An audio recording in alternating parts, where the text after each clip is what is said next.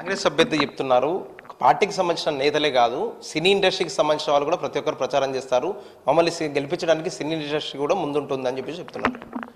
ఇప్పుడు నేను మాట్లాడేది ఏంటంటే కాంగ్రెస్ పార్టీ గురించి, అభ్యర్థి గురించి నేను మాట్లాడలేదు. కాంగ్రెస్ పార్టీ ఏం చేసింది అనేటటువంటిది ముఖ్యమంత్రి గారు మంత్రులు చెప్పాలి. ఆ కాన్సెన్స్కి ఏమి ఇచ్చారు, ఏ ఒక్కటి నేను విలేకరుగా నిన్న అడుగుతున్నాను, ఏం చేశారని చెప్పండి. మనకు హైదరాబాద్ నగరానికి వాళ్ళు చేసిన 22 నెలల్లో నేను ఇది చేశాను అని చెప్పమనండి. మేము ఆ రోజున 200 పెంచుని 2000 చేసామని చెప్పగలుగుతాం.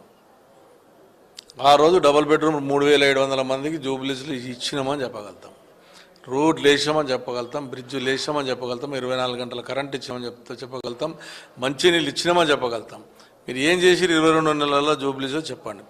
ఇమాంలకు మోజన్లకి మనం ఇస్తున్నటువంటి 10,000 ఇచ్చిర్రా, కైస్తలకు పాస్టర్లకు ఇస్తున్న పైసలు డబ్బులు ఇచ్చిర్రా, బ్రాహ్మణులకు ఇస్తున్నటువంటి డబ్బులు ఇచ్చిర్రా, లేదు ఆడపడుచులకు ఒప్పుకున్నటువంటి ఏ ఒక్కటి ఇచ్చిరని చెప్పి నువ్వు ఇలా మీకు ఓటేయాలి, మీరు మా గవర్నమెంట్ మాది మేము చేస్తాం.